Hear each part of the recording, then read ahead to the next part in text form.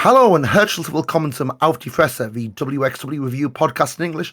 I'm Ian Hamilton, joined by our very own Psycho Mike Kilby. And Mike, how's it going after Carat? Who wants to see a body slam? I think so. About 20 of us think we've had enough of a weekend, haven't we? Yeah, well, you can never have enough body slams. Unless you're Jacob Crane, in which case. Yeah. We can take a belated look at the Carat weekend. I'm not going to look at the showcase thing that just dropped on demand today, but how the hell did you dodge the Carat COVID, Mike?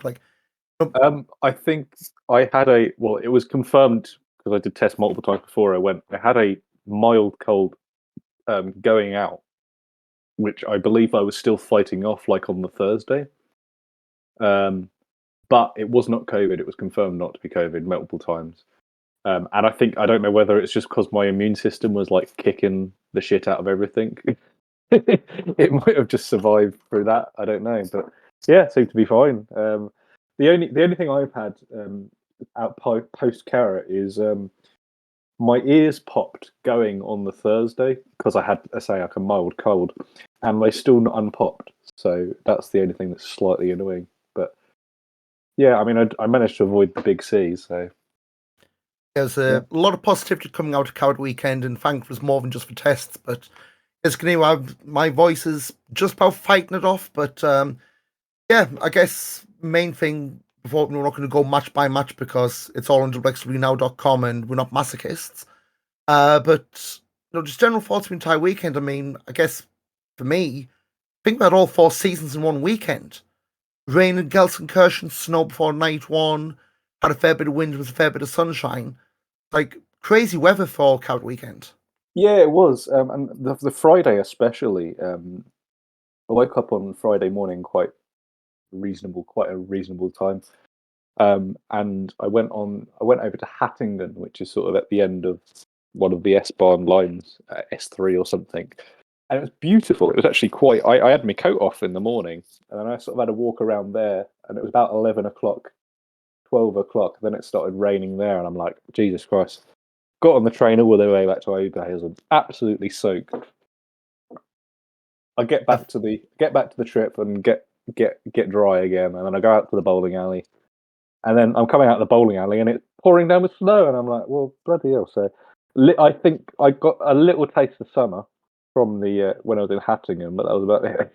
But it's better to be walking around in snow than I think it is to be walking around in the rain. So at least it's dry. I mean, for the circle, so obviously, this was Gadget's first trip to Germany for Carat or for anything, but it's wrestling related. And we found out day or two before flying out that public transport, especially for trains, was an absolute mess. Yes, like we're doing some train works between now and July around Duisburg, and it basically meant all the train times we threw out were just forget that. Like a lot of folks coming in from the airport, basically had to take a few trains, changes, or get buses. I know I arrived on Wednesday afternoon, and this was also in the middle of quote unquote informal strike action. And then there was a lot of trains just suddenly fell off the schedule. When I left Heathrow, I thought, right, get to Dusseldorf this time in my house laid out anyway, so it's already having that problem. Get out through an hour's queue for passport control because, yay, Brexit. And, get my train for it. Right, get through, see what time the trains are. I'll grab some lunch. Open the DB Navigator app. This train is cancelled. All the options were for buses. Well, you see, I don't quite understand it because it was absolutely fine for me both ways. Yeah. I mean, I got there, outbound. Not a single train. I knew I was going to have to make a change, but everyone was saying, get to Duisburg, get off and bus. Well, get to Duisburg, the signs are non-existent or barely there. So finally find where the bus stops are. Eventually get to Oberhausen, no problem. Coming back, same thing. A lot of trains fell off the schedule for right. Went with DB up again, and it said, go through to Gelsenkirchen, and there's a train from Gelsenkirchen to Dusseldorf. Great. So go for machine, punch in, Oberhausen to Düsseldorf Airport, make the change at Gelsenkirchen, get on the train, first stop on, tickets please. This ticket is invalid. What do you mean? I'm going from Oberhausen to Düsseldorf Airport. I put that in the machine and those were the times I was given at the station. Oh no, you need to buy another ticket at Essen. Like, but I got on at Düsseldorf at Gelsenkirchen. I mean, look, the guy let us off.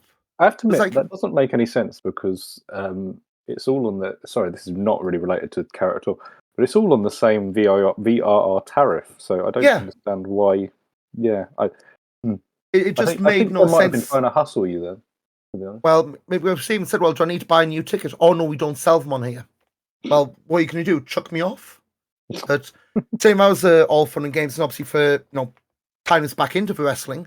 For Inner Circle, a lot of the trains we flagged up didn't exist. The only train that did exist was a shuttle between Oberhausen and Gelsenkirchen, which passed the old academy, Zollverein Nord. And getting there, I ended up with train of Gage. A few folks took an earlier train, Flop Mod took a later one. Yeah. And getting there, right, I've never walked from Gelsenkirchen station to the new academy. When I went in October, Stricker gave me a lift, so that bit was like, oh, it'd be dead easy, follow Google Maps. Google Maps freaking betrayed me. Like, it was fine, but then it sent me and Gadge down this, like, back end of a housing estate, pouring rain at this point. Luckily, we get to the academy and get the last spot under the, the covered area. So we're able to dry off a little bit. But the thing that really wound up, Alan Cheapshot took the train after us, got there 5 minutes after we did. It's like, so he left 40 minutes after we did, and we wasted half an hour walking there, but no, we got there at least. You had problems. I feel like you was just the bad luck Ian all weekend, to be honest. Well, definitely was one coming back, but so yeah, got through in a circle. I think they said it's 100 people there for the show. Yeah, that sounds about right. So second one they've done that building, and I've seen a few I'd say complaints, but a few criticisms of it. In terms of star names or star power, it's maybe the weakest one I've had for a while, but I think for a lot of people, if you were there for this show, you had your star born, about this time on Thursday night 2 weeks ago, in fact. Yeah, we're literally probably almost to the hour. It was it's always a bit of a pre-season tournament. I feel like it's sort of like that sort of thing. Everyone's sort of getting their neck in for the first before their big match. But yeah, it was the first. It was the debut. I think I assume you're talking about Mike DiVecchio. It was his debut. Oh yeah. In WXW, it was his debut, and he basically threw Jaden Newman around for about 10 minutes. That was quality. Yeah, it was sod. Yeah, I mean, I've been lucky enough to see Mike D a couple of times beforehand. I'd seen him at Wrestling Cult a few times, and I'd watched him on tape in Berlin and a few places like that. So I've seen him around, but he's. I'm kind of. I wasn't sure if he was going to gel with the. I want to say the smart crowd, because he's not. He's just a big dude who just throws people around, and that's great. But that's not for everybody. I'm well aware. But no, excellent. He did absolutely. He couldn't have done any better in his debut, to be honest. And I think he was a solid hand all weekend. I think a lot of folks who watch action wrestling and are part of the US Indies. Jaden is known as being like above football analogy, again, a utility player. But he's good main event. He's also good, being thrown around and bumping his ass off for someone like Mike D. He was a guy. A lot of folks on night one's like, was Dan said the future of wrestling? I've seen it, and he's Belgian. And he's also got 2 bookings this WrestleMania weekend, which completely caught me off guard. But yes, going for the show. We're trying to get him booked for Bloodsport. It was a spot going against John Moxley all of a sudden, which yes, in a circle we saw the start for weekend long storyline. Psycho Mike wanting to body slam Jacob Crane again. Trios match. I think that was quite fun for what it was. Thomas Shy and Gullis Jr. two big lads, which is a bit of a hint for what we're going to get late in the weekend. And Fumino Yabe over Adam Priest, main event, 10 minutes. But I think, like I said, in terms of an inner circle, maybe not the best in terms of big names, but a perfectly fine, workable wrestling show. And under 2 hours as well, which no one's going to complain about at the start of a weekend like this. Yeah, exactly, and it's always a bit of a it's quite an easy sort of way to ease into the weekend, really, more than anything else. So it was a neat show, and it usually is one of the highlights. And I think there's no different this time. So get going tonight, one of Carat, of course, all the snow, heute Carat, heute Schnee. Pre-show, Ilya Bloom, Godfrey pre-show, alternate four-way win over Anil Marek, Fast Time Mudo, Gulius Jr. I think that's on the YouTube channel again. It's okay for 8 minutes. You're not going to get too much of that time, especially in the four-way. But I think the other thing this weekend, they're putting a lot of stock into Ilya Bloom. Yeah, I mean, historically, it kind of makes a lot of sense because I think you say we've mentioned the sort of the interview that Dreisker had sort of midway through last year, where he'd said that basically, as well as Oscar, it's Orshi and Ilya Bloom who are the ones who are worth watching. They're the sort of the future stars of European wrestling. So it's a good. I think he's got a lot to learn. He's got a long way to go for sure. But he definitely sort of got some good miles under his belt this weekend. Lots of different types of matches, lots of really, really strong showings, and I think he did. He's had he needs to sort of keep at it. And slightly off topic, but I did see him at Wrestling Cult on the Saturday morning, facing against Mikey Schwartz. No, not. Was it Mikey Schwartz or was it Alpha Kevin? I can't remember. It might have been Alpha Kevin. But anyway, he was working heel in that match. It was Alpha Kevin, I think of it. He was working heel in that match, and he was really, really good as a heel. So, like, having sort of seen him do something more than the fired up young lion thing was quite enjoyable. So, I think there's a lot of promise in there. I think he's a long way off, but it's good. This is the sort of weekend you need to sort of have to get to that next stage. Because if you think about what Francis Caspin was in 2017, Carat, that sort of level, I feel like he's maybe at that point. So it was a media lunch we did on the Friday before this, and Ilya's name came up. So would you, again, I wouldn't be best placed to say yes or no because my knowledge of mainstream or mainland European wrestling is not quite what it was. But being touted as like maybe the rookie of the year last year, I can't think of that many other names who would even come close in terms of like first year, the consistency. Maybe Orshi, we also mentioned. Orshi, Oscar, yeah. But yeah, so maybe someone like a Gulias, maybe. It depends how you define rookie, I suppose. Yeah, it's the whole. You have your breakout year, don't you? I mean, the Observer Awards, and they bloody had someone who'd been wrestling 11 years down as finishing third place in Rookie of the Year. So, yeah, criteria's a little bit loose, but a lot going in for Ilya Bloom, Anil Marek. A bit more about him over the weekend. Not a good run for him, but night one. Guess standouts. Axel Tischer. Decent. I'd say one of the best first round matches, along with the Lucha lads. There's another thing for the weekend.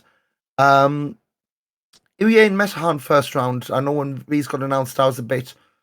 If Irie gets past this, I think he's through to the final. But I think we need to talk about Metahan. Like, I don't want to say he's washed because I know it's very reductive and sensationalist to put it like that. But his only match for the weekend was that first round Carat match. The rest of the weekend he was like sort of a manager-y sort of thing. Manager, second, or whatever you want to call it. It's like, what enough? I know Benno, this was his gimmick. What's going on with Lucky Kid? Well, yeah, I just feel he's just a bit rudderless, sort of in this. He's not really got any direction. He seems to be technically acceptable. The work is fine. There's nothing that's blowing your mind away, though. I mean, he is working elsewhere, so it's not as if he sort of struggled through that match against the Irie, and then he's like, okay, I'm actually injured, by the way. He's just a bit of a lost cause really at the moment. I don't really. I think it's one of the most ill-advised heel turns I think they've ever had. I can't think of any wrestler, at least on the independent scene, who's had such a poorly received sort of gimmick change and subsequent heel turn. Like, I can't think of anybody who's had it worse, really. Can you? I mean, it's not really that good a sign when your tag partner, for one better word. Okay, I know it's a meme, it's the ironic cheers. When people are chanting for Rambo over you, I Rambo don't gets know. more of a reaction. Yeah. And like, even sort of, I think probably, I dare say if I could probably come out over the weekend, I dare say he possibly would have got a bit more. They kind of solved that. I don't know. This is me just spitballing. They had Safari meaning as, I guess, I don't want to say understudy, but out of nowhere suddenly being put in that group is a little bit, what the hell's going on, lads? Yeah.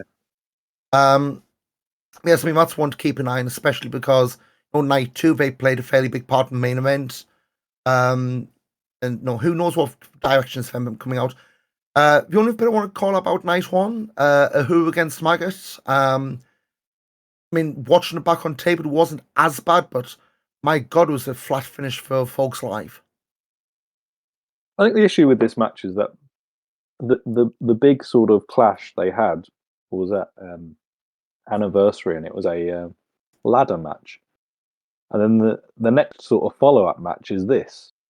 And it's like, how do you top a ladder match? No matter how big the match is, it's the Friday night of Carat, it's like an important match in that sort of sense. But how do you go and follow a ladder match with quite an iconic ending? I think the whole standing over at the end sort of thing, that was quite good.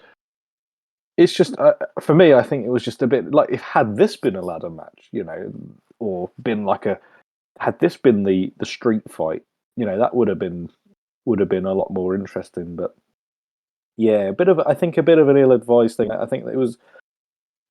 I'll be honest, it was always the match I think was going to be the main event. I don't. think if Matt anything else lost could the have lineup, been. you weren't going to get anything else. Yeah. I didn't have very much. I was pretty sure it wasn't going to be very good. I think it was just. I don't know whether it's. It's a hell of an investment to give them the main event on night 1 of Carat. One of the biggest matches of the year, night 1 main event. But that was a bit of a. It was a good investment in them too, but they really did not perform at all. It's I don't know. I feel that Maggot's sort of come out of the weekend a bit. I don't know, not on fire. I think that we were expecting. And was it LSG who's heading over from the States again for a few months? Yeah, I've seen on Twitter he was very much not a fan of cutters. For the love of God, do not show him this match. The amount of cutters they hit and the kickouts, like, I get it, it's the main event, you're not going to lose to a cutter, but yeah, I think this is something that, I guess, we said we're doing the Zivanul's X9 street fight in Frankfurt this weekend. I think that's the one where there'll be a lot of folks looking to see. I think this is they need to do something. Not redemption, but one. is that where they maybe do what they should have done at Carat? They need to do something special out of this next match, or they need to bury this stuff. Really, to be honest, it's I can't. I'm not willing to watch this for another 6 months. To be honest, it's Ahura is.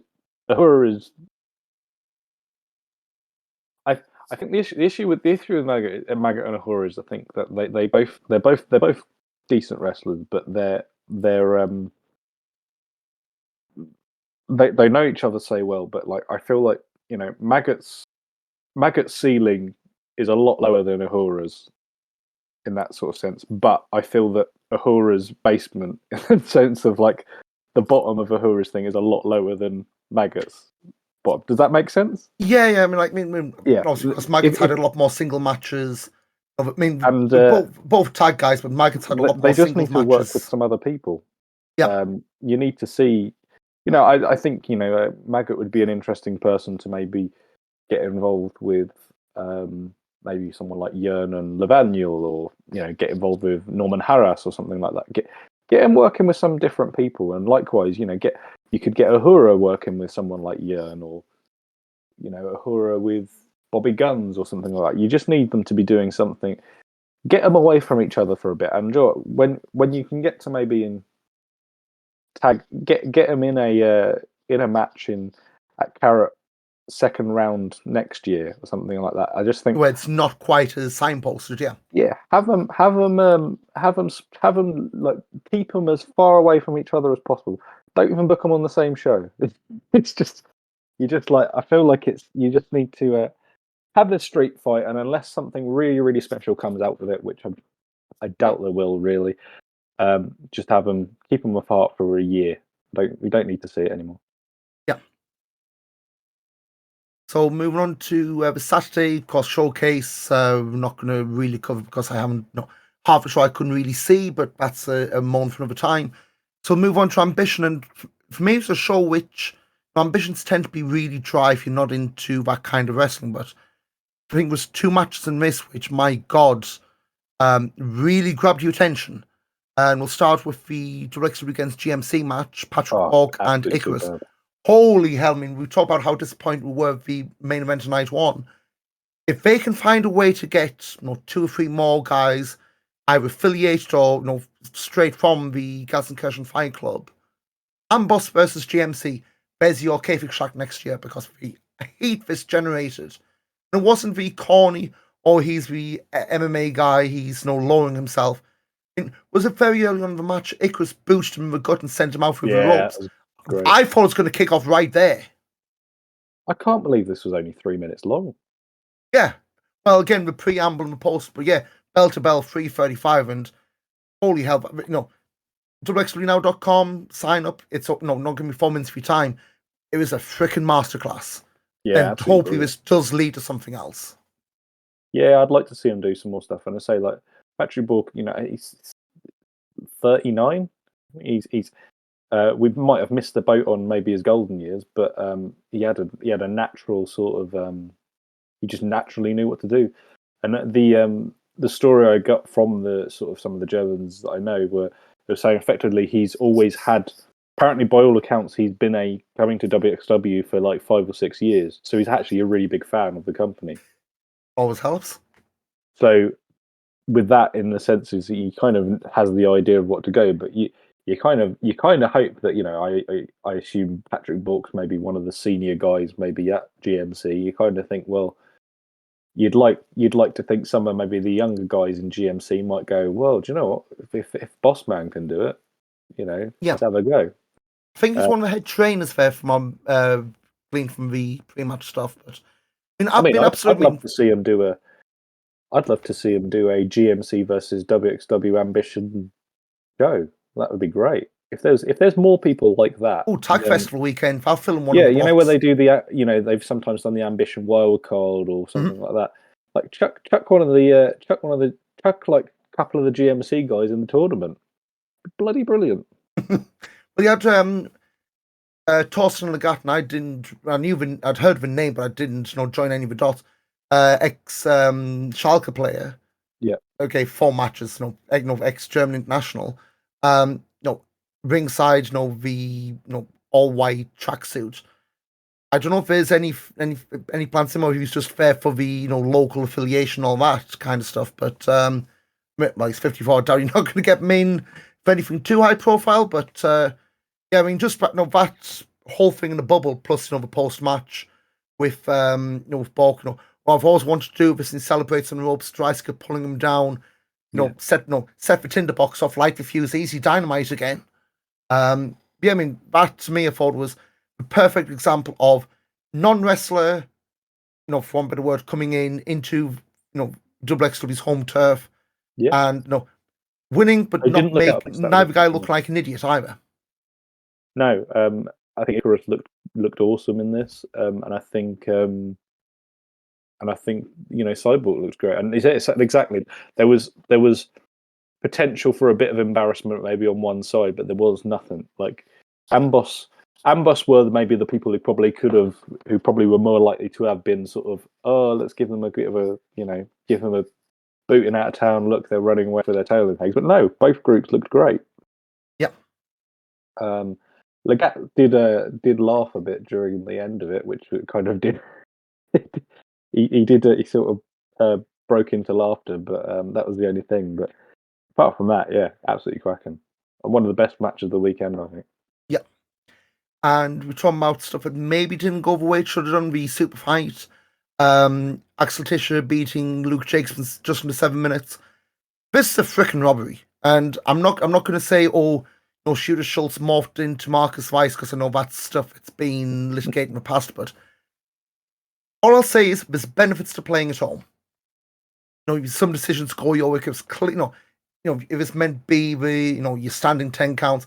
I think Axelman was down for 20 at one point towards the end before he won. I'd like him to run this back in London. That is not a bad shout. Yeah, that'd be a good thing to do, maybe. If you could get something, get a microphone underneath Luke Jacobs' nose at some point in the next couple of weeks and say, "Come on, I'm not happy about what happened. I feel like something happened. I want this Ambition Rules match I want a rematch at London. Give me a progress referee and make a thing about Shooter being incompetent or something like that. Whatever. That'd be a great thing to do for London. Something different as well. Yeah, it's not just going to be he's a bunch of names. Yeah. I mean, right now, we're 2 months out from that show. Progress haven't announced anything for Strong Style weekend. We've got like 5 names from the WXW show, and I know there's a bunch. Said that may not be going to. Tommy Geeson was speaking to after the show on Sunday. I think he's actually on holiday for that, so it's going to be kind of like a weird. My view from chatting to a lot of people is that people are going, we're not sure if we're going yet. We're not sure yet. So, yeah, that seems to be the view. But yeah, it's a lot of open spots. Sorry, as you were saying. Yeah, see what it is, because right now, at least in the lineup, it could well be like a Wheel of Wrestling Live, but making tape. But we'll see how that goes. But so after Ambition, of course, Fuminari Abe won the whole thing. Can be missed to say Thomas Shire. So he was on the Wheel of Wrestling wildcard last year. Yeah, he was a real dark horse of this. I'm not just saying that because of the cowboy hat either. Yeah, he was unexpectedly just ploughed through everybody, didn't he? And I think the size of him, sort of his height and size, obviously is hugely advantageous for him. And you had him beat Guns quite handily in sort of the second round. He beat Tahani in the first round as well in the first round. And I say it came down to RB in the final, but it was he had a very, very good run, and I think he's made a very good account for himself. I think especially people who probably I'll be honest, I remember he was at the wild card thing, but I don't remember too much from him. But for now I'm like, yeah, Thomas Shaw, he's one of the guys. It's I'd love to see him back. I think he could. I feel like there would be I don't know if I could see him in the Carat, maybe, but I could definitely see him coming back for something. Maybe the RB role next year. Yeah, going all the way, but that's maybe a bit too predictable. But I'll move on to second night Carat. We've had the Fight Forever pre-show. One thing I remember that weekend was a GCW contesting the Fight Forever trademark from AEW. And I took a photo of the Fight Forever graphic in the Turbinenhalle, tweeted out, and yeah, I had to turn most notifications off, just people going, oh god, the game's never going to come out now. It's like, well, yeah, but WXW ran, was it 2017, 2018? Yeah, Fight Forever's been a thing in WXW since 2017. So, and we've been remiss to point this out, but no better place for now, I guess. The production values for the entire weekend. Yeah, like my god, like I know Dennis tweeted out like a blueprint photo, like a snapshot for blueprints. It's like, what's this like for next year? And no, so basically, it's 1100 in for night 2. That's the most they can get in an all-seating configuration. And what they did, standing.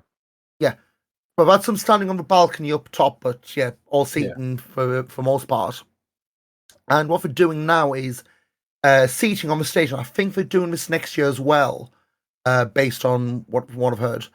But so instead of having the massive video screens on the stage, because obviously people are sitting there, 2 video screens above the stage, and if you remember the early era NXT, a video cube with an underneath screen above the ring, which I don't remember seeing anything even close to this on the indies. Yeah, I can't think of anybody else that's ever done it. In a lot of indies, you're lucky to get a video screen running, let alone exactly. 5-7 video screens all in unison without any issues. Yeah, it's and well, I think one of the screens had a bit of a hissy on one of the nights, but that was it. God, that might not have been. You might not have seen that from your position. No, I think the showcase, the underneath one, was flickering a fair bit. Yeah, and during Ambition as well, it didn't like. But a flickering screen's nothing, Yeah, I mean, Christ, some of the screens we've seen. Andy's MacBook, anyone? Was at that one Rev Pro show? Yes. But so yeah, I mean, no, we've always banged the drum. WXW's had fantastic production values. And short of the entire balcony being video screens, I don't really know how you can top this. Well, yeah, I mean, I did like it. I did like this. I grew into the setup. I hated it on night 1, but on night 2, on the second day, I actually sort of grew into it, and I really enjoyed it at the end. But I think the only thing it did miss is I think it did really miss the big stage. But you kind of either have a stage or you have the tribunes on the stage. So you kind of have to have one or the other. And I think probably they do prefer the big side. It's at first I thought they'd actually set the entranceway to be up in, where the old where the merch is. I like for one year did that for Bobby. Yeah, I thought they might have actually switched it like that, and I'm like, okay, that's interesting. Which they could. There's no reason why they couldn't do that, to be honest. But yeah, at first I was kind of like, oh, are they doing that? That's a bit weird. But yeah, it seems to be quite a lot of it.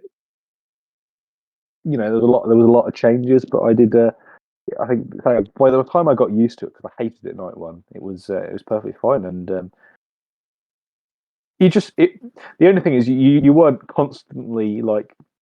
I didn't feel there was, and this is a very niche complaint. There wasn't a photograph you could take, and it's like, yep, this is Carat. Yeah. You can take a picture of the stage at any point during the show when it was where they had the big stage, and like, yeah, Carat, this is all the thing. You could take a picture of the ring with a thing above it, and that was it. That was the only thing you could really do. But that's a very, very minor complaint, really. Yeah, like in terms of like if you want to do like your selfies, what have you, it's you weren't any of the photos of Saturn ring aping at the end with a big stage in the background, but again, no, it was something different, and again, I did notice on some of the VODs, we maybe didn't use like the underside of the cube as much as we perhaps could have done. But again, it's something brand new they brought in maybe for 1 year, 1 weekend only. And see what they come up. But say maybe on night 2 we had the pre-show match. Becca beat them all, and I think from what I can tell, they're doing that story for Marl, same as Anil Marik. Neither of them have won since they've come back. Yeah, they're not. I don't know. Do you want to do 2? Well, Mitch wasn't really in a good run before she left, at least in terms of fan reactions. But yeah, go through. Had the return of the tag shuffle gauntlet. This is like some mix and match teams, some established ones, and Rotten Flop making their return. And Mike, I knew that at Tag Festival, people were cheering them against Amboss. I was not expecting that many people to cheer them when they came out here. The music's that good. It is a big return, I think, Alan. I think they are possibly face now, aren't they? Officially, yeah, because obviously we have the Wheel of Wrestling match as well. So Yeah, I mean it's good that they're back. I think they have been certainly missing over the last couple of weeks, last couple of shows. So it is good they're back, and I think the only problem is the people they beat was a bit of a ragtag bunch of people. Really, they weren't really. I feel like it could have gone longer, that tag team gauntlet, but they could have put some better teams in as well. Yes, Farming and Rambo home team, Ilga Bloom and Nick Schreier. I mean, we'll touch on this on night 3, but you had the quote unquote academy lads, and when you see those guys in the main show, yeah, it ain't gonna go long and it ain't gonna go well for them. Yeah, exactly. Yeah, I feel like they could have maybe used some of the people from the showcase a bit more. You had people like your Vaughan Vertigos in there. You could have done a Danny Black and Vaughan Vertigo team. That might have been an interesting pairing. Could have chucked a Luke Jacobs in with somebody. Done an Arbe and Jacobs or something. That would have been good fun. But yeah, apart from that, it was a bit of a weak gauntlet. I think, but they kind of have to fit people in best they can, really, don't they? Yeah, and again, I think one thing I did like, we had the Maggot and Psycho Mike team, which was the 2 cult favorites, and really it was only Ares and Trey Miguel, which aren't local, but yeah, again, that kind of speaks to your point in terms of the tag divisions, especially lately. There aren't that many obvious contenders, and I think that's something they do need to do a good job stocking up. Again, that's maybe criticism coming out of Carat. Of quarterfinals, I guess for me, I've picked the bunch, Tahani over Francesco Akira. He had a sneaky good weekend across the 3 nights he was on. Akira, The good Italian boy, yeah. yeah, that's surprising. And technically, should be a linear shotgun #1 contender, really. We'd hope so, but Yeah, you should. I mean, he's got he beat the champ. He beat sorry, obviously we didn't go through the results of everything, but he beat Roman in the first night. So you just think they might maybe do something with that at some point. But let's even get more dates. I know obviously with New Japan, it's kind of tricky to do that kind of stuff, but so we had that. I mean, he's in London on Sunday. He could come and do Frankfurt on Saturday. There's no reason why he can't. But I think Laurie's got a shotgun title match announced for just this afternoon, but yeah, again, no, it's not like he's off to Japan anytime soon. Best of Super Junior's not till May, so yeah, I think he's back here sort of semi full time, isn't he, for a bit? Yeah, well, I don't think that many with really full time in New Japan right now will do 1-2 on 2-3-2s off unless you're really deep in there. I guess outside had the women's 4-way, Baby Allison regaining the women's title, submitting Eve Kolaski, Allison Gnave Everett also in there. I don't want to say the Allison experiment's over because I do think, handled right, there is something in Allison, but I think that first go around for title didn't really click. Yeah, it was a bit of a. It's a bit of a shame, really. I think we've said it before, but I feel like she almost had her reign completely back to front. She should have won Femme Fatale and not gone anywhere, and sort of basically spent the last couple of months battering everybody, and then won it at Carat. I feel in a way they kind of pretty much did it the complete opposite way they should have. Then, of course, we had the tag titles. I was hungry, beating the French Doors to regain them. Spice was only like 11 minutes. I mean, we did, it was almost like, I don't say a repeat of a tag festival final, but there's a lot of, I say callbacks, been a lot of stuff heavily influenced and reminding you of that. French Doors, no longer tag champs, and I guess if you want to go down that route, it opens the door for them being singles guys. Especially now you've got. They were sort of teasing that last year, weren't they? Yeah, because I mean, before they had the tag run, they had those matches against each other, and at one point, I think we were saying it looked like we were going to split. Yeah, and then they bloody won Tag Fest. Yeah, they did. They just ruined all our predictions. They don't like our fancy booking. Yeah, and then main event, Bobby Guns. I heard some people saying whoever wins, we all lose. Bobby Guns pinned Norman Harris, and you said after the show, this was like Vader and Will Ospreay, your call, and yeah.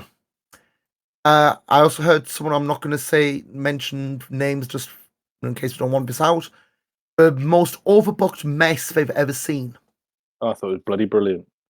I mean, things I like stuff like this. I would say overbooked mess. I don't mean in terms of being an absolute dumpster fire. It was like when you write down everything that happened, there was a lot they crammed in.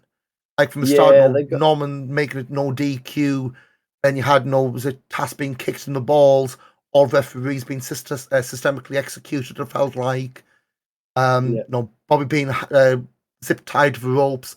It was just one of those things where nothing was. I'll say nothing settled in a bad way, but it's like something happened. You just got used. Then something else happened. Then something else happened. It's like just a constant body blow to your emotions. For me, who has like a very, very short attention span, this is the best way to get me to watch a 20-minute match. It was never going to be a straight wrestling match. It never was going to be. It was always going to be. I feel like there was too many sort of loose ends, but there was also lots of opportunities for them to screw over Bobby, but they didn't. And I think it's an interesting thing that they've done, and I don't know whether it's intentional or it's just coincidentally they've done it twice. But it's the whole thing, Bobby being the honourable, the Iron Man, the honourable wrestler. And I kind of think back to the Andy title match, and everybody was going into that thinking, bloody Vinny, his brother's going to screw him. His brother comes out and he's going to screw him, and he didn't. And then I come out to this one, and you have Jörn come out, and Jörn's not going to screw Bobby. He's got no dog in that fight, but he doesn't do it. Lavagno comes out, and you think, ooh, he might be able to do it. He might screw him, but he doesn't. Michael Knight comes out, and you're like, Jesus Christ, he's going to screw him, isn't he? Especially when the own friend split up back in last year as well. Exactly. And with that, you kind of think, well, there was. I don't know whether it is intentional as part of the whole. He's honourable, and everyone respects him for that, but there were so many opportunities for him to be screwed, and there's at least 4 there. I said 4 over these 2 big matches he's had, and he's not had it happen. So it's kind of like, with that in mind, it was very interesting. But yeah, I did sort of compare it to Vader versus Ospreay. One of the greatest matches in the European boom, even if it was pretty dreadful. It was just a spectacle, and I felt this was a spectacle. I feel like I am probably out in the cold on this, because I think a lot of people really disliked it, but I feel that it paid off. If you compare it to, unfortunately I'm mentioning the person, but if we compare it to the Will Ospreay David Starr match at the York Hall with Andy Q coming in with the 2 fists up and that sort of thing. That's a long, this is a long story, that the Norman Harris Reign of Terror. The David Starr Andy Q thing from Rev Pro was probably equally as long, if not longer, and that was a terrible payoff to that feud. I feel like this, although it was mad, I don't know how you pay off this feud without it being mad. Do you know what I mean? I mean, you go back. I mean, we played the video package. Which went back to. We've just started uploading the Shotgun 2020, or 3 years in the making, pretty much. Well, Tagfest 2020. Tagfest. Oh Christ! Yeah, when he came in as Star's partner when Eddie Kingston dropped out. Tagfest 2019. That's how far that goes back. And say to us, we don't do storylines, okay, because we're not batting you over the head with it. I don't know who's saying that, but well, I've heard some complaints and all the matches with no storylines, but okay, what do you want them to do? Bat you over the head with memes and drip feeding the same match 5 times over? Like, I'll take a long storyline where it's not subtly hammered into your skull. But, I mean, I think, like I say, endless chances for Bobby to being screwed.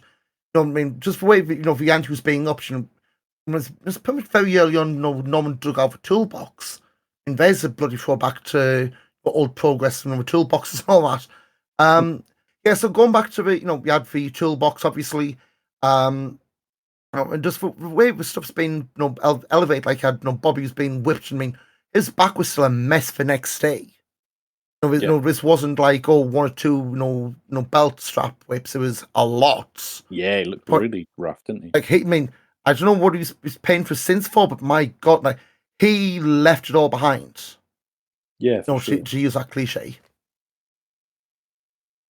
Yeah, it was. I just feel like it was perfectly good for what it was. The weekend did definitely suffer by not having the big title match for sure, but I feel like they'd sort of painted themselves into a corner by having just the belt in a bit of a mess over Christmas. So I feel like this is probably the best they could have done, really, short of putting it on Tisha and getting somebody big in as a challenger.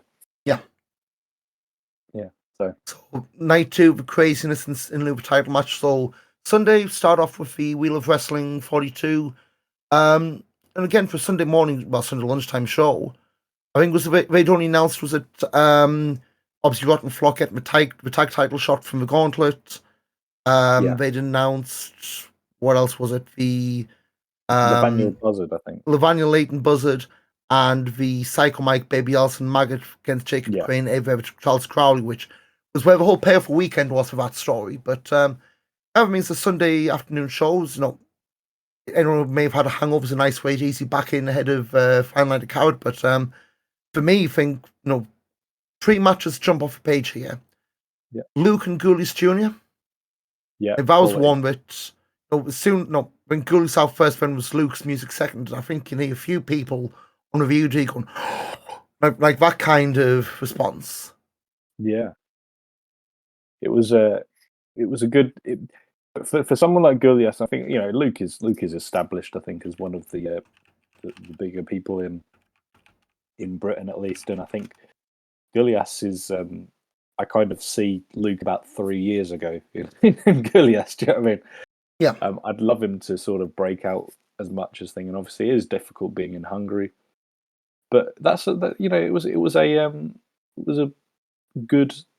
was a sort of a good gift for Goulias to sort of get a chance against someone like Luke, and he didn't show himself up. I think they were perfectly paired. And Luke didn't get screwed this time, which is a win-win for him. No, I'd love to see Luke in one of the tournaments. I think he could definitely do a good job in one. It kind of baffled me that he maybe didn't do Carat anyway, because I think he would have been a perfect. He wouldn't have taken up a space that should have been taken by somebody else. I think he would have been a perfect spot in there. I do think with Luke, and I was maybe going a bit off topic, and you kind of see this in the British scene as well. I do wonder how many promoters have gone, Ethan Allen's back soon. We'll pair up the Young Guns again, because was it back end last year Ethan re-injured his knee? Yeah. And you do wonder how many promoters have gone, okay, well, he's had a singles run, we'll do the tag thing now, and then had to change gears for last minute. I obviously don't know what's going on with Ethan. I know he's said he's taken a step back from wrestling for the time being. Yeah. If this is something where this time next year, still in the same spot. We're still in the same spot, then absolutely throw him in Carat. Absolute worst case, put him in Ambition proper. Throw him in Carat, put him in Ambition. Like say, even if he doesn't, I'm not saying he needs to win Carat by any stretch, but I think if you think about some of the British guys who've gone over in the last 5 or 6 years, I don't feel that Luke is any weaker. If not, he's possibly as strong as some of the better ones. Yep. So, and it's obviously they think highly enough of him. After that, we had the shotgun title match, Fumino Yabe going down against Lawrence Roman, who, of course, for the weekend, he's getting a bit fond of pulling those trunks.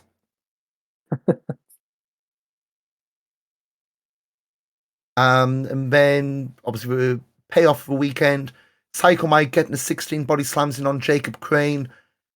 No, I think I said in the review. Is that a record? I don't think anybody's counted, but it's got to be, right? Not counting like Iron Man matches. Yeah, certainly consecutive body slams at least. Yeah, that's maybe there was a world record in there and we didn't even realise. Yeah, what's his face from Guinness World Records to count, but I think I put this in review. Like if I'd gone to this cold, watched it on tape, I probably would have hated, it wasn't too tongue in cheek, wasn't it was obvious what the joke was and what the payoff was going to be. It wasn't all, oh, am I going to do it? Oh, he, am I going to do it? That kind of thing. You knew what the joke was, you know what the payoff was going to be. Yeah. I did like the whole Benny Hill stuff at the start, where first time Crane and Mike when we ring together, Jacob ran away, Mike followed him, and Tass followed after him, and everybody else chased after us because Tass started doing the count out. I thought that was quite cute, but not in a ingrating way. Yeah. I mean, just in the quote now, it's fantastic set piece, and I guess he still can do Jacob Crane wanting revenge, but I think maybe that's the book being closed on that particular chapter. I think they've probably done enough of that. I mean, unless you do, it becomes a running thing and he comes back all the time. And I mean, Fairless, he's part of the Smash setup, so there's no reason why he can't be a regular here. But I think that's possibly the end of that, hopefully. I did notice for the Smash match this year in the showcase was Mike and Crowley. Sebastian Suave was over early in the year, wasn't at least another match over Cowboy Weekend. I don't know if he's backstage or anything like that, but I didn't see him ever, so and I thought I might have caught him maybe out and about, but no, I never even saw him, so I think he was even here. I thought he might have been, but again, Smash Run, they've only just started resuming shows, so yeah, if Smash Run next year, maybe a couple of different people. I feel if Suave was over, he probably would have been involved in the main event on Saturday with the Norman stuff. Yeah. So, I think with that in mind, definitely wasn't there. And moving on to night 3 of Carat, so of course your semis and your final. I may as well break this one match by match since we're final card. Irie over Hura. I think this was maybe the last banana skin. Since we wanted to have a Hura go, we had Hura go far. It would have been a very, very left field winner, but they're not averse to doing them. Yeah. Axel Tischer over Peach Tahani, which was an Arn called was a limb work match throughout.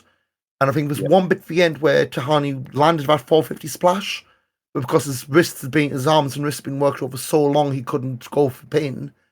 And by the time he crawled over, he was sucked into a Kimura. I mean, Petrie's was the quarterfinals last year of a semi this year. He's no one on the, I would say, slow progression, but he's slowly getting there in Carat. And we said last year, if they can get enough consecutive dates on him, it's only a matter of time he has a breakout, whether it's in WXW or elsewhere in Europe. Well, I think he already has broken out, isn't he? Really? I mean, like a top level. He's not working in Britain, but he's working everywhere else. And they obviously, you don't get into the semi-final of Carat without being considered at least highly thought of. So I think Tahani's got a I'd like to think he's probably got a title run at some point in the next year. Probably I'd assume a shotgun title. I think that's a good place for him to go. Could you maybe chuck him in a tag team with somebody maybe as well? I think there's a lot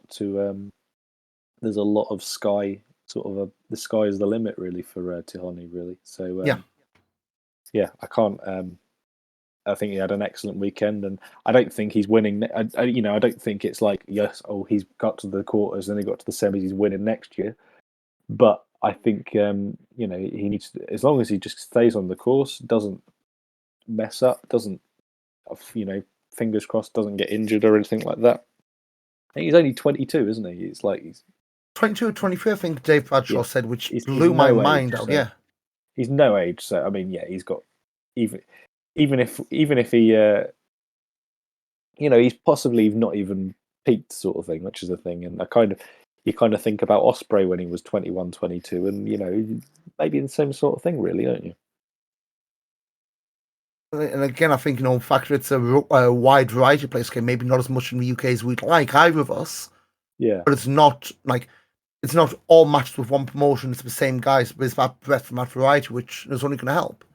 Yeah, and he's always getting the interesting people. He's working with people like Tischer and Dreisker, and I'd like to think maybe get something with Irie, get something with Bobby. they're not bad people to be working with No. at all, and it's And just that level of names as well, it's a good sign Exactly. of a trust, yeah. exactly, and you want to if somebody was to bring him over to Britain, I think you could chuck him against most people. You chuck him against a Robbie X, you chuck him against a You already had Oku for PWO. yeah, the Oku match was good. You chuck him in against Robbie X, you chuck him against I don't know, to be honest, Luke Jacobs might be a good fun sort of thing. There's lots of really really exciting people. I think he could go, and I'd love it for this to be a real breakout year. I mean, I don't know what his limitations are. I believe he has got sort of quite a young family, but it's there's a lot to there's a lot of excitement in that camp for me at least. Now, fingers crossed, anything the UK does come sooner rather than later. But it's gone from good weekends to bad weekends. Anil Marek lost again, didn't even tag in here. So on the Wheel of Wrestling show, he'd been pulled from the card. Had oh woe was me promo. Robert Dreisker interrupted. So a fair bit of laughter from the crowd because it was Dreisker, I'm always right. That's why I'm mad with you, that kind of thing. And the challenge was Amboss against Anil and two mates. So it was Massimo Pesca, Nick Shrine, Anil Marek. No offense to those guys, but you can probably see where this, how long this is going to end. And then being Dover, Icarus, and although Lawrence Roman came out and actually was in the ring, it's actually Robert Dreisker in the match, got the win. And things that over the weekend, Robert was crowing. I won more matches than Anil Marek over Carat Weekend, and I did the broken freaking face. Yeah, I mean, the thing I remember from this when I saw it coming out, I was like, Jesus, Anil Marek is so bad that even Ilya Bloom and Danny Frey don't want to hang out with him. he's got the C squad of academy jobbers. No, there's no disrespect to Pesca or Schreier, but yeah, it was kind of like, oh, this is going to be a bit messy, I think, and yeah, poor Massimo Pesca got stretched the peach. He got the kayfabe track stretch, I guess you want to call it. He got pulp. He did. So after match, tries to tore shreds out of Marek again, and I think I put my review it was like verbally castrating him because took his mask off, dared Anil to hit him. Anil broke down in tears and walked back, and the lack of a crowd response. But I think the issue is that I don't think really anybody knows him really. Because the whole thing was during the no fans era. He broke out just before Carat 2020. He had a lot of stuff during no fans era. He got injured just before the crowd sort of came back, sort of in a big way at least. Yeah. So nobody knows him, and it's kind of like. But I think the fact that he's completely lost his mojo means he's kind of has to. They have buried him, but there's the only way is up from here, really, at this point, isn't it? I don't think it's going to end with I don't think it's going to end with obviously him winning Carat next year or anything like that. No. I do think it's the kind of thing where this weekend was very much he's lost a lot. Now he's the point where he's not even wanting to take the free hit that he's being given. Yeah. I don't think just clicking through upcoming posters. I don't think there's any upcoming shows. Yeah, but even from that point, within a character sort of way, why would Anil Marek be on the poster? Yeah, good point. Yeah, I mean, even's just like rounding out squads, but yeah, I think it's the kind of thing. Maybe take time off, return. But again, it's a case of where. Like, does he come back to upset Amboss? Because we've already had the kayfabe track. Do you know what I think would be brilliant is if Dreisker's like, come on, right, I'll tell you what, we've actually organised a match with somebody, a really, really tough opponent for you, and he has to face Dirty Dragon. Oh god, the Dragon trial series trial again. series, and then Dragon beats him, and then have a former Young Money Chong still working, bring him out. Yeah, exactly. From Chong, yeah. So we mentioned him earlier, Ilya Bloom up next against Adam Priest. So Priest, didn't have the belt here, obviously Reaction Wrestling champion. Pretty decent match, but again, it's another one of those. Bloom got the win. And I don't think it's anything like, oh, he's going to get a rocket pack, but this is a good match of a very capable guy, and it's keeping him away kind of match I thought it was going to be. Yeah, it was. As I say, I think. Well, we spoke about this already, but like Ilya's got given I think there's a nice opportunity to sort of have a match against somebody sort of some international renown. I think Adam Priest is one of the more highly rated sort of guys on the American Indies nowadays, isn't he? Yeah, and you just need to get Damon Heat to yell "Roll Tide," what the hell that was. Roll Tide, yeah, Roll Tide, maybe. But yeah, I mean, decent match, and again, this could easily be won. I know Luffy, maybe not so much now, but there was a Casper a few years back had that US tour. If Bloom, a year or two from now, goes on, has a weekend tour in the States. It's when you think you need an excursion system really from WXW, isn't it? Yeah. It's almost like the dream would be, Portsmouth and Gelsenkirchen could have a talent train. It's like, right, we'll send Ilya over for a few shows, and they send, I don't know, Cameron Kaye or JJ Gale over, sort of thing. It's almost like they need to have a bit of a. He needs to go on excursion and wrestle some new people. Really, that's all he needs to do. And Michael Oak was going over in May. Add that to your list of your agenda and what have you. But a decent out from Ilya. Then we had Euro, I guess your old side for Eurograp special. Mike D, Tristan Archer, Francesco Lavagno, mainland Europe representing. It's a number one contenders match for. Alan Forel described it as a European Championship group of death. That's not a bad shout. Belgium, France, Italy, and Germany just somehow got through the seeding, got put in the same group. And this time, as Belgium came through, which I guess pretty close to what may be happening. Well, maybe not golden years of Belgium behind them, but Mike D end the weekend on a high. Pin Tristan Archer, Francesco Key with third man, Lavagno brawled for back with Norman Harris. So there's your direction. You can get more Lavagno and Norman Harris, which it keeps him away from the title picture, which I'm not going to complain about. So yes, you got that. And Mike D now the number one contender. That's going to be a tasty match when it happens. But Mike D and Shiggy, wherever that's going to be, is going to be very enticing. Let's just say. Yeah, for sure. That's a very tasty prospect. I think it's. I don't know where they will do that though. We will come on to that because some of the upcoming posts, at least, it's narrowing down the choices, shall we say. Okay. Only Friends came back in action, had a tag match. I think that's more just re-establishing them as a duo now for 100% extra tail. That's what the chant was. That don't have a go at me for that. Then you had your batshit crazy Lucha 6-man tag with added Fuminori Abe.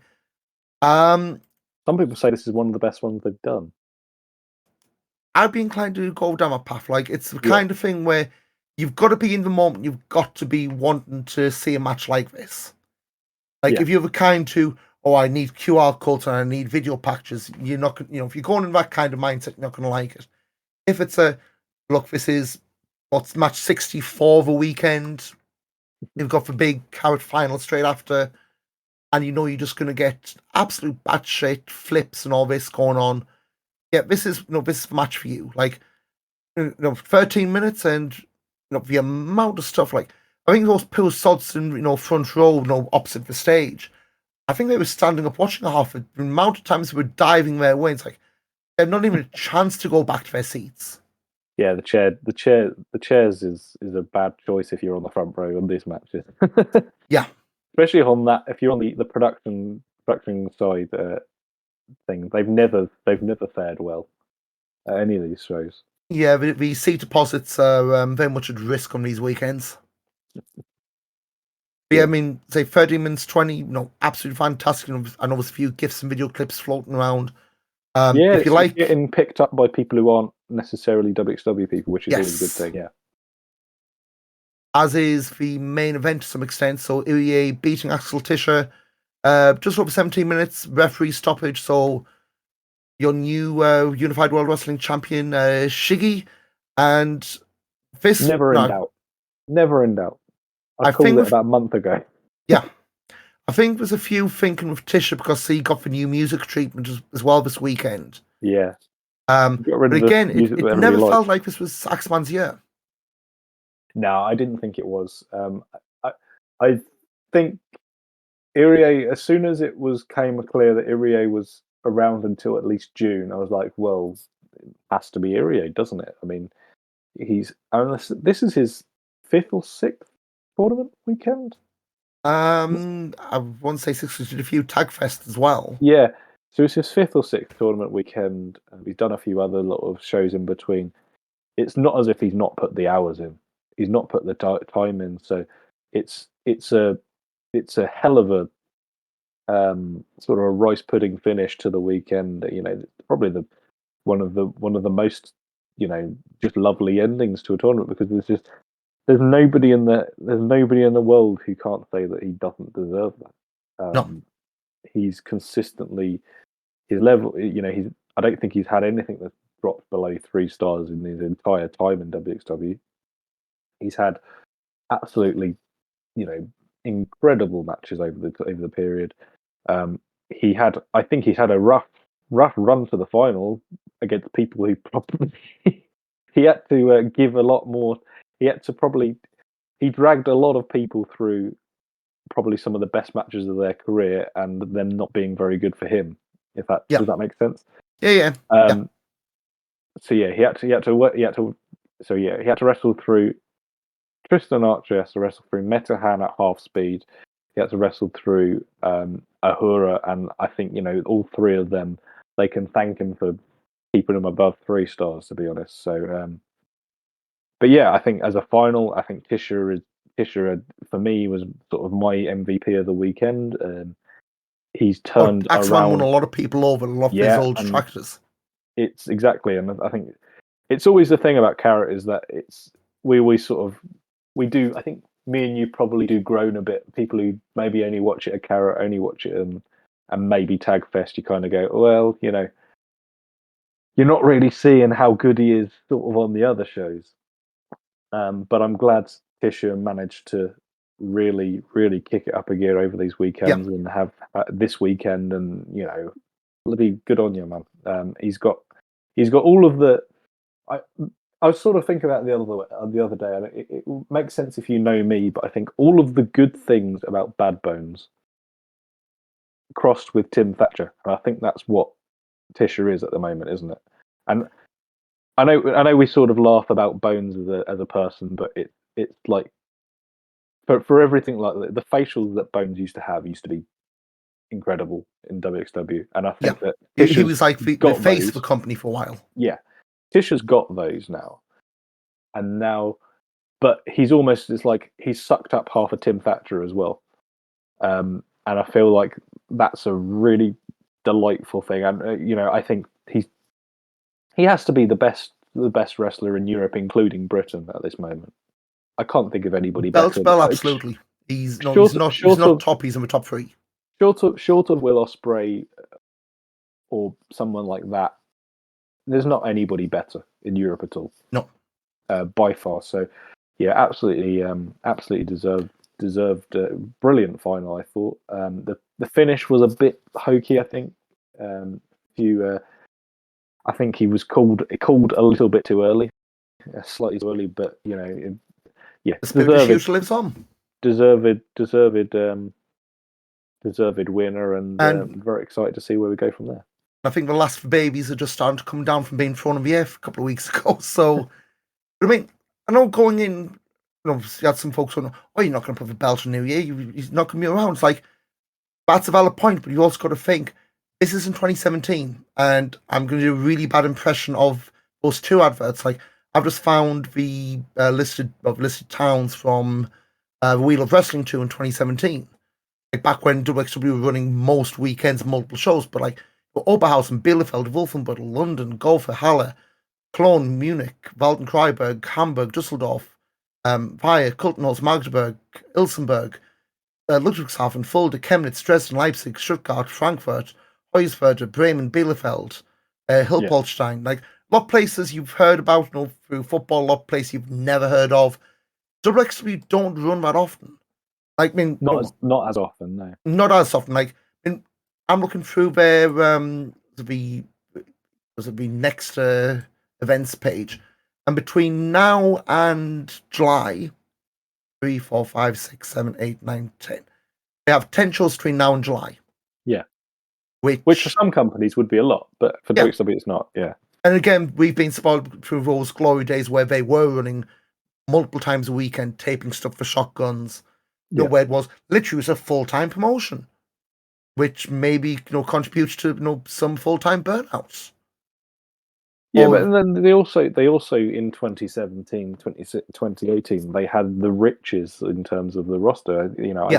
I firmly believe they had one of the best rosters in the entire world at that point. They had Walter, they had Ilya, they had the A4, they had Tim, they had David Starr, they had Jörn, they had Dreisker, they had the people in their ascendance as well, and some killer fly-ins as well. So they're not the promotion of 2017, but as I say, some people maybe do look at it like them putting it on an import, and it did feel. I'll be honest, this weekend it did feel a bit like when Shingo won Carat, but it was entirely like the last two winners. Well, actually, sorry, the last three winners. Let's face it, have all been imports. Mm-hmm. But I don't really have any, barring maybe Cara and Noir, I don't really have any complaints with any of them winning. I think with Cara and Noir, that was maybe an experiment across wider Europe. Yeah. And who knows how that may had we not had the pandemic, who knows how that may have ended up or what that may have turned into. But I mean, I think compared to other parts of European scene of roster, isn't what it was. I don't think it's as gutted as other parts, I would say. No. I mean, going for upcoming dates. So obviously we've got this Saturday, Wheel of Wrestling 43. We're doing 16 Carat Gold Revenge. I am a little concerned that we are 2 days out and only 3 matches announced. We've got the Nulls X9 Street Fight, Maggot against Ahura, Baby Allison defending women's title against Alice Inc. And I think they announced earlier Igel Blanc against Lawrence Roman for Shotgun title. The also appearing as Tristan Archer, Axel Tischer, Icarus and Dover, Meta Hanyan, Simmons, Paige Tahani and Levaniel. So you can get a few decent matches out of that, but 2 days out and 3 matches announced. It is sold out, which maybe why they're being a bit. Should be after Carat. Yeah. Well, first big show after Carat, you've got. And I think it was sold out before Magden, who was even announced. So yeah, I would like to see maybe one more match announced, but again, see what I'll be dropping on next month. Yeah. April 15th for an Orbit Traveling, it's house show. Axel Tischer against Metahan is there. Cues from the post of all. Hector's back. Yes. And did you notice in the WXW Now 2 promo they played the cheeky shot of Dennis Stornick? I did see that as well. Yeah, it's that's what I'm saying. The dream could be back, and that was around this time last year that Dylan the Papenburg show, yeah. Yeah, so there was because I remember I had COVID. So yeah, that was maybe it's the dream team is coming back together maybe. True Colors 2023 in Dresden, April 22nd. So you just going off a poster, no Irie on this. I think he's in the States for about a month after Mania. We've got Tristan Archer, House of Hungry, Lawrence Roman, Ava Everett, Maggot, Baby Allison, Mike D's on the card, French Doors, Axel Tischer, Michael Knight, Bobby Guns, and Paige Honey. Again, it's the first big show after Couch, so you can be looking 2 weeks before you start getting matches, definitely coming out of Frankfurt. Wheel of Wrestling in Leipzig, April 23rd of a Hellraiser house show, but you've got the House of Hungry against Only Friends, Ava Everett against Baby Allison, and Fast Time Mudo against Ahura. So again, announcing was, but they're not going to make broadcast at least. May 12th, Wheel of Wrestling, that's Triton. How do you say the 30th time? But how I meant to look this up. That's Dreisig Mall in Market Hall. 30th show in the Market Hall, and you've got Tristan Archer, Baby Allison, Shigehiro Irie's on the poster, Axel Tischer, Maggot, LSG, House of Hungary, Lawrence Roman, Bobby Guns, Tahani, and Ahura. No Mike D, so that might be saying we're pushing that back a little bit further, perhaps. Yeah, maybe. That's obviously the next one. Irie is working in Italy this weekend, I believe, isn't he? So Italy, and then of course everyone's off. Well, most folks off to Mania weekend. Papenburg, May 13th. So we love wrestling live, so not making tapes. You'll have Irie, Allison, Archer, Axeman, Maggot, LSG, Arrows, Roman, Ahura, Tahani, Bobby Guns. There's a Wheel of Wrestling Academy live show on the 20th of May. And touch them at the end. Oh, this is part of the fan weekend. Sorry, it's one why I was in the Turbinenhalle, because fan is also on May 20th, and this has got Irie, Dora Nicholas, Michael Oku, Axel Tischer, Trisha Dora, LSG, Baby Allison, Maggot, Peter Tahani, Lawrence Roman, Ahura, French Doors, Tristan Ash, and Bobby Guns. And you're obviously going to get some of the Academy folks on the matinee show as well. So not bad lineup, but you're going to get 2 shows for 1 ticket price, which, ain't something to sniff at. You can't sniff at that. I mean, you can sniff at flights to Oberhausen, but... Well, right now, yeah. Then, may as well do the next 2, gets up to July. Wheel of Wrestling Live in London, that's on May 27th. I think front row, that's gone. If you just buy the single show tickets through Progress's Dice website. Tahani, LSG, Tisha, Maggot, and Trisha Dora announced so far. We'll be getting a few more, but I guess we're waiting on Progress to actually announce anything for Super Strong Style before we can do anything. Yeah. Then Driver Champions, June 17th from Turbinenhalle. Nobody's announced that, but thinking, maybe that's where we're going to get Mike D and Shakira Irie. Yeah, I think that's probably the most likely place, isn't it? Because then you're going up to some Wheel of Wrestling live shows, and then Shortcut, you assume, in the summer. And Shortcut, yeah. I mean, they never announced more than one Oberhausen show in advance anyway, so it's not we've got a massive break, but they're not going to announce, we've got Carat, you can do Driver Champs in June, or you can do Shortcut in August, but after that you've got like Erfurt, July 9th, Bremen, August 28th, Salzgitter on 2nd of September, then Tag Festival end of September, and then View of Rosin. I noticed that actually, saying about shows booked, they've actually got a show booked for April 2024. I can't think of ever. No, sorry, they've got a show booked for December 2024. Yeah, Balkan. That was announced after Balkan show last year. Over a year in advance. Year and a half advance. I think this is them being very optimistic. I mean, knock on wood, there's not going to be any more pandemics or anything like that. But